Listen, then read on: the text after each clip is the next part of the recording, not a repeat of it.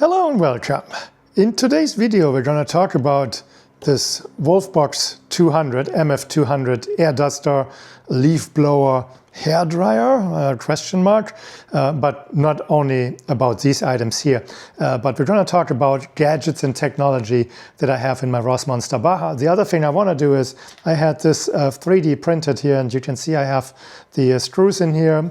I want to go into the Baja, find a good place to install it, because in the end the Wolfbox will slide in here, and I want to have it in a location where it's easily accessible, so I can clean out the truck when it's really dusty and dirty, or blow the leaves from a campsite wherever I am. So we're going to go into the Baja, take a look at all the little electrical gadgets that I have and that make my life easier when on the road, and then we'll find a place for this Wolfbox MF200 and install this thing so that I can use it easily. All right, let's go outside into the Baja and I'll pick you up there.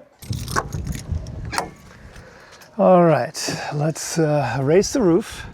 15, 16, and it's blinking, so we're up at the top. So let me turn the camera around. This is the entrance area to the Baja. I'm actually thinking of installing this thing here. It's out of the way. I also have like a little shoe rack or shoe holder here. And this way I could easily grab it from the outside, but it's also easily reachable when inside. And because like of here the foldable countertop extension, there is not really a big chance that I can run into this thing and kick it by accident. So I think that's a good place where we're going to install it.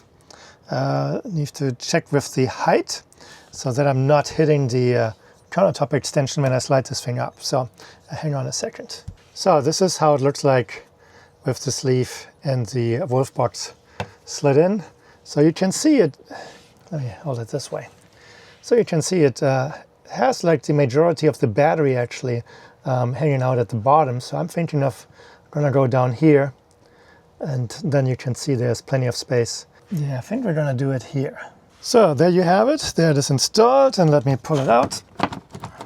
Enough. So here's the Wolfbox, and let's pretend I'm standing here and need to use it inside. All I have to do is just pull it up. Well, the battery gets stuck. I think with more usage, the 3D printed piece will take care of this, but it's an easy to use device in general. So there's a power button here. There is the blue lights. You can see them. And then all you have to do is just push the button somewhere. So the batteries are USB-C chargeable.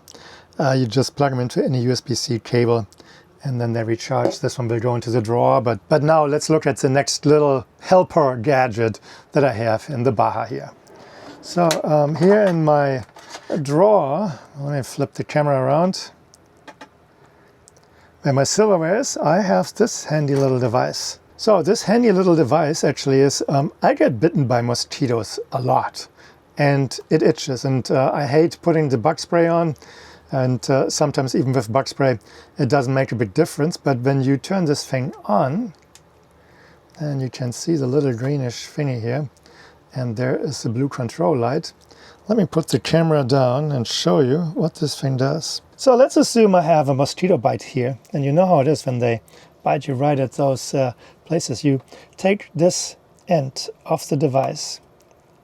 It's a little electrocutor. I'm going to put it here, and you can see this circle lighting up, and then it gets warm on your hand, and then it beeps in a moment. And it pretty much zaps the mosquito bite. And believe it or not, this actually helps with any of these bug bites, mosquito bites that itch like hell. And it pretty much eliminates them or reduces them to a really manageable level. So a friend of mine, she suggested it, and I bought one, and I actually now have two, and this thing is great. The only thing I don't like about this thing, they beep when they're done. and Shelby hates the beep. That's the only drawback, but other than that, this thing works great. It's not a bug zapper, but a mosquito bite zapper, I think it's what it's called. I will put a link down to this device into the video description. I got it from Amazon. If you ordered from Amazon through my link, I would get a small commission for it. This thing is not expensive, so it's pretty much just pennies.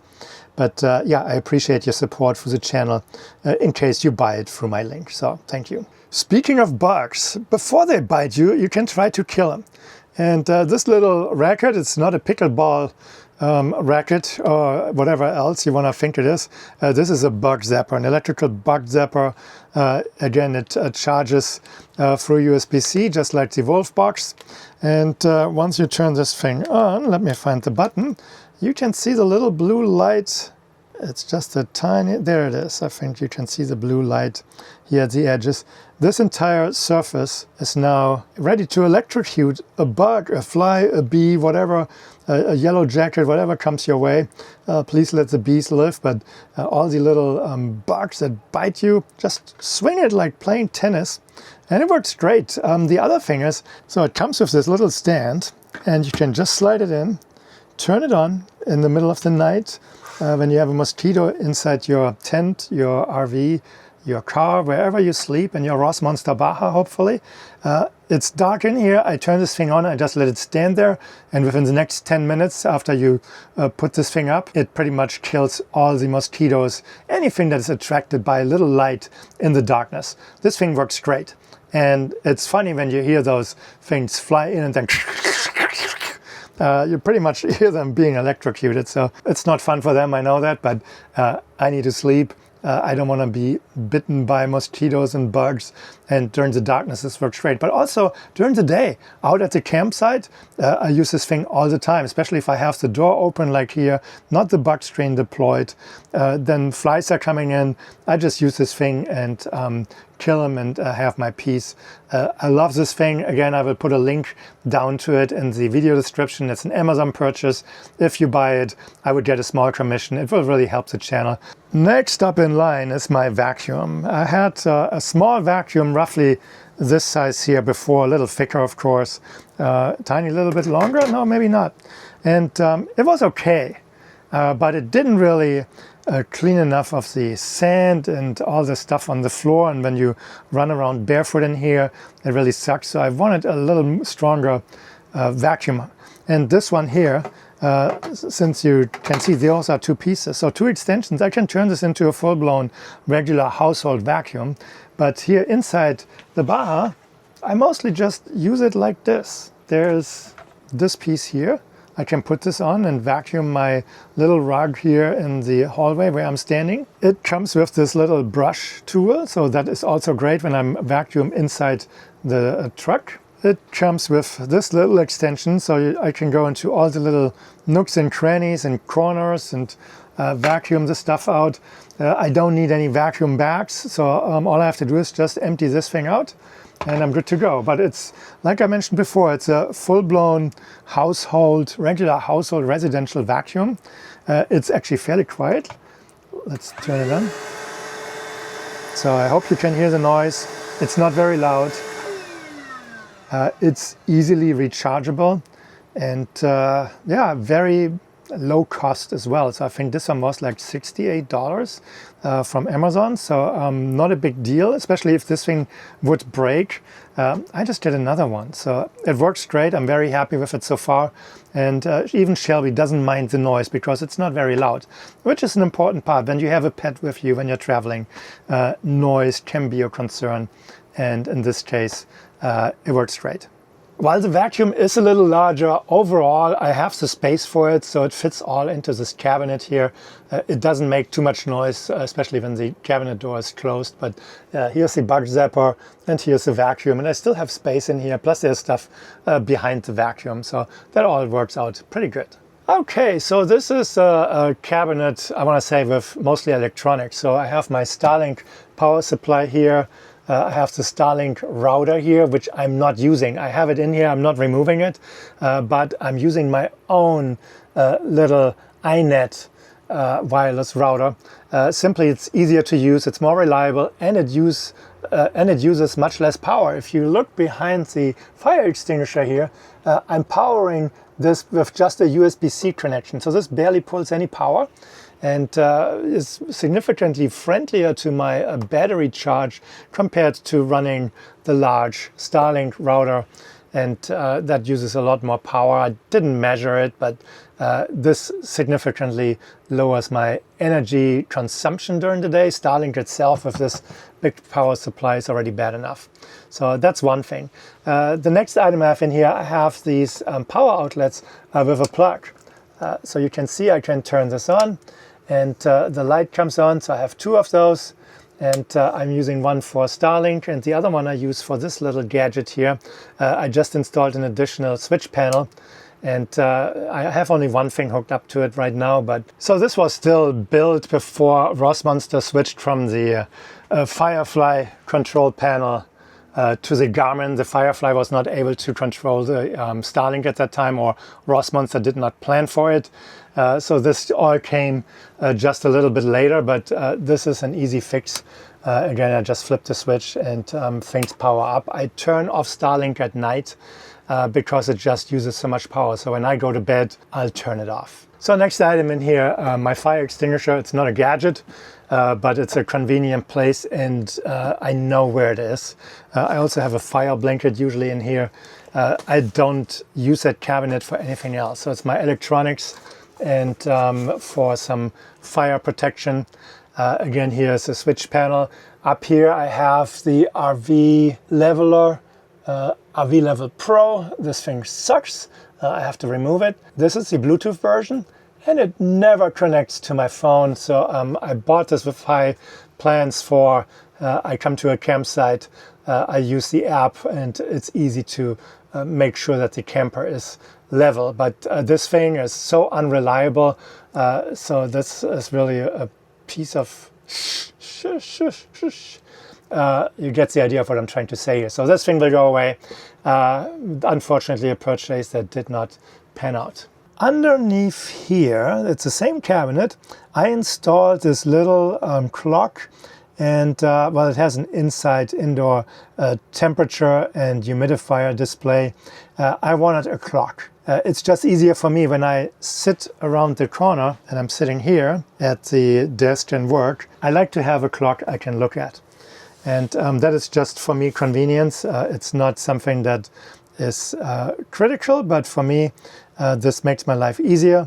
And this thing is easy to install because all I have here in the back is this wing nut. Take the wing nut off, I can replace the batteries or change time zones when I'm out in the country and going through the different time zones. So very easy to use. So the next item is my outside thermometer and inside thermometer. The upper temperature shows 93 right now. That is not true. It is not 93 degrees outside, but the sensor is just in this specific moment hit by the sun. And that, of course, matches or brings the temperature up to what it thinks it is. Unfortunately, there's not a great place to really have it outside reliably that I can also easily reach it. So I have this in one of the side pockets of my trash bag outside. And so it's easily accessible, and I know when it's really hot, I have to put it somewhere else, but makes it easy to read. And this thing runs on AA batteries, and so does the sensor. And they last like 6-7 months easily, maybe even longer. And I don't have to replace them very often. And this thing is super reliable. I had like a residential style weather station inside my house. And every time, like every 3 months, the batteries for the sensor went empty, and then you have to reprogram the whole thing. So I wanted something different for the truck, and the little weather stations, while they are nice, it's a gimmick in my opinion. So just the basic temperatures and humidity is perfect for when I go camping. I don't know what your needs are, but I use the phone to look up the weather forecast, but other than that, I just use this thing here. Very happy with it. So here on my phone, you see temperature and humidity information. One of those is in my refrigerator, and let me pull it out and show you what it is. It's this little sensor here with a battery that lasts about 2 years. And I have a second one of these inside my electrical cabinet. So inside my electrical cabinet, it's 79 degrees right now, so not too bad. Humidity is very low, which is good. Refrigerator humidity is very low, even lower with 24%. And the temperature is 35.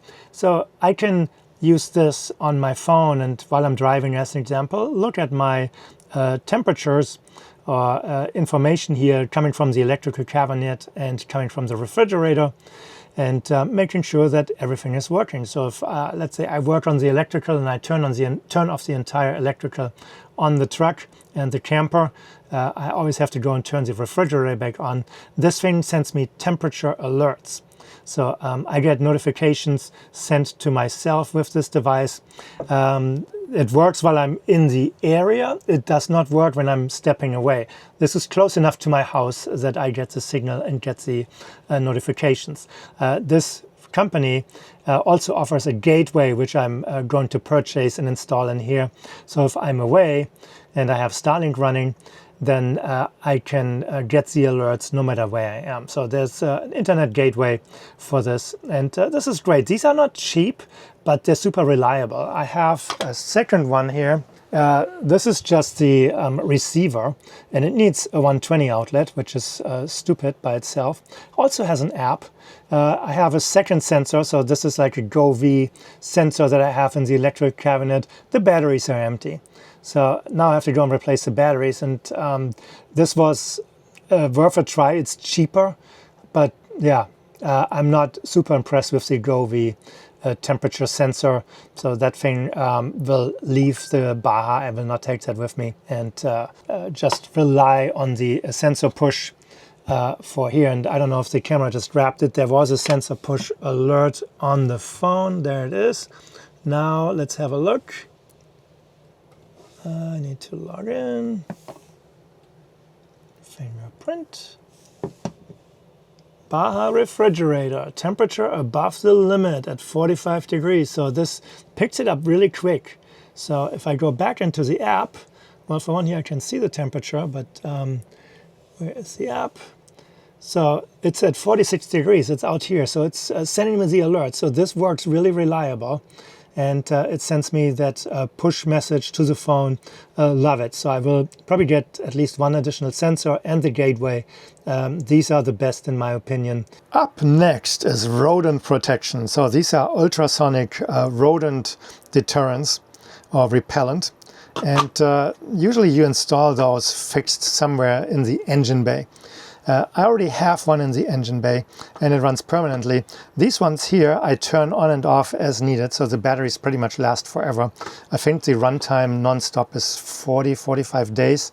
I get months out of these because I only deploy them at night in areas where I suspect rodents to potentially come and inspect the truck, and I don't want them to eat wires. So I put one under the rear end of the truck and one under the front end of the truck, under the engine bay, and there's one higher up hanging inside the engine bay. When you turn these on, you can see it's blinking and then it rotates the lights. Imagine it's dark and you're a rodent, and suddenly you're seeing all these little sequences of lights here come through. So this is supposed to help. Knock on wood here, up here, there we are. The gimbal is confused. So these things, so far, I haven't had any problems with rodents on this vehicle, and not necessarily a gadget, but this thing is pretty cool. It's a 22-inch 2K monitor that is USB-C powered. I can plug this monitor into my laptop. It doesn't need an extra power supply, and it's just being charged by USB-C.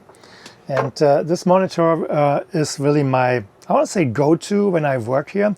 Up here in the corner, I have this little post hanging down. I have a matching monitor arm that I connect to this post and to the monitor on the rear side. So here you can see the bracket. It's a slide-in bracket, so I can easily deploy it. And this thing works great. So it has the normal settings just like any monitor, so I can adjust the colors. And then here on the side is really where the charging happens, and you just plug in a USB-C cable. You can also use a mini HDMI to connect it, but my laptop supports USB-C, and so this monitor works great. And you can also use it as a standalone monitor. So just like this, standalone meaning it doesn't need the monitor arm. So I can take this into bed, and if I want to watch a movie at night, I can deploy this. Let's say we'll just put it up here. So I have it over the door right now, but you get the idea. I can deploy it up here, and the same thing goes here over the bed, because that's where the edge is from the roof. And I can watch TV in bed if I wanted to. So this thing is so easy to deploy. It's super lightweight, which is another important piece. If you know computer monitors, they can be really heavy. And having something that is lightweight is fantastic. And this is a 2K. There's also a 4K version. I don't think it comes in 22-inch size, but this is a pretty good size. So larger than my laptop monitor. Laptop has 15-inch. This one is 22, widescreen, works great. Next item. When I built the Baja, I had Rossmonster put in power outlets in certain areas. I missed this corner here. So I missed this corner here. There's my carbon monoxide and smoke alarm. But I'm sitting in this corner here all the time. I needed power up there. So I used this cable Raceway and have a flat plug here for an extension cord. This goes all the way into this corner, and I put this multi outlet here. It's really just plugging in cables. You can see two cables hanging down here right now. One is for a small power station when I have my monitor, my laptop, and some other stuff hooked up here. Then the next thing is I have a Jabra speaker here. That's a speaker microphone for conference calls. And when I'm hooking up my laptop here, I pull the cable down, plug it in, and have full speaker microphone capabilities. I don't need this on the table. The table, I want to have just the laptop, the keyboard potentially, whatever else, but I don't want to overload the table, not from a weight perspective, just space with the little stuff. And when you work remotely, you want to have it convenient. So I attached the Jabra speaker to the top, and makes it very easy. I used more of the cable Raceway here, and this is that all the cables are coming down here behind the monitor, so they're not dangling in my face. Right now I just have them stored here for travel, but when I'm working, this cable here goes this direction and then hangs down here, like you can see it right now, and then it goes into a small power hub, and then I'm ready to go. So there you have it. Those are some little gadgets, electric or not, that make my life easier when out and about camping. And it's a little stuff, and it's a work in progress. So that is never really done, because you get into a new situation and then you realize, if I would have this, it would make my life easier. But this is what I have so far. Usually just wait and see until I recognize a certain need before I go and spend the money. As mentioned, these items are mostly available from Amazon. I will put my links down into the description of this video if you want to check them out. Anyway, this is it for this video. I hope you liked it. If you did, please give it a thumbs up. If you have not subscribed to my channel, please do so as well. And then I would say I'll see you next time in my next video. Thank you for watching. Have a great day. Bye-bye.